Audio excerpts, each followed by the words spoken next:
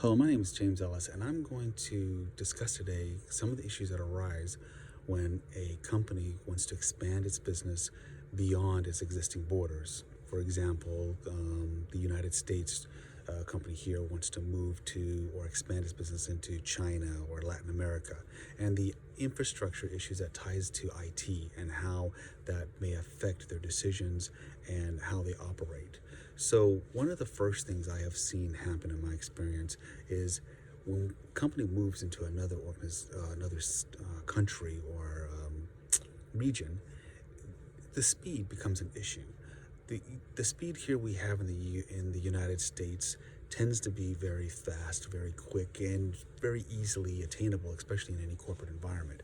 But when you start moving this outside and you deal with the vendor speeds and their locations, I'm going to pick somewhere like Paraguay or Costa Rica or some off place like Venezuela.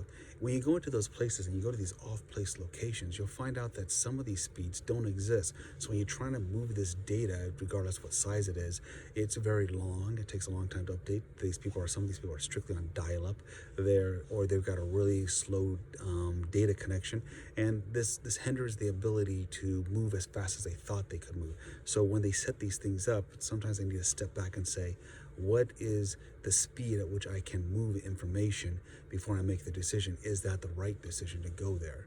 The other thing that bumps into it is sometimes everybody's thinking the speed is fine because we're only sending small packets until it's, oh, by the way, I need to use software that allows me to communicate back and forth. And the software maybe such as Skype or Zoom, when you try to use those type of softwares, if the speed isn't right, where you get, broken up languages or speech, and you get broken up pictures, and these kind of things hinders the ability to communicate as you thought you might be able to communicate back and forth.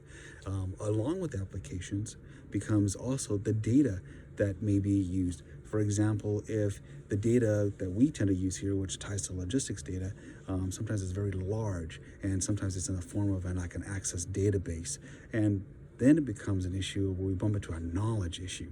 That's our next big one. Do people understand how to use these tools? Because a lot of times we find out that, okay, we bring this technology there, we bring the hardware there, and then we bring some of the software there, but the people there don't really have the technical expertise to use it. They have a very fundamental understanding of it. And you find yourself, again, taking another step back to say, okay, I've got to bring these people up to par on the tools I want them to use to conduct the business that I'm doing. And then after that, we bump into the other issue of a cultural understanding. There's been several examples in my experience where we've bumped into where people have built things application-wise and or software-wise, or database-wise, where in their culture, it's okay to do X, Y, and Z or build it this way because it makes sense to them. But when you bring that across the border and it's not very bland and it's very convoluted, people start going, no, usually you have the name first and then the address and then no, we don't start off with the PO, whatever the box or whatever the case is, however the data is set up. This isn't how we generally run the business, but in their world, it's how they run. And so we have to deal with aligning that when we're asking them to build a software or package for us, or that we're having that side of the business do something. Like in China, we want you to do X and this is the application we want. The communication of how that application should look sometimes doesn't come out as expected, and then you find that it gets built there from an engine standpoint, but the interface gets remodified here in the US to meet the needs here in the US. So that's like a double layer of additional work that's being done that you're asking yourself could have been avoided if we could figure a way to, close that gap. And then the very last thing that we bump into, which seems to be a problem with everybody, is malware and viruses. No matter what you do, you can be, we can be attacked anytime because we have been attacked multiple times, and our vendors can be attacked, which directly impacts us because then it slows our business down. So when a company goes outside, they expose themselves to greater different types of viruses and impacts that may occur. And that's one of the things we have seen as well, that we have to be more vigilant than we had thought when we were just entering the US.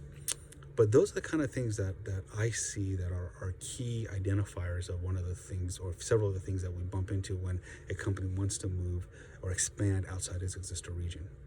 Thank you.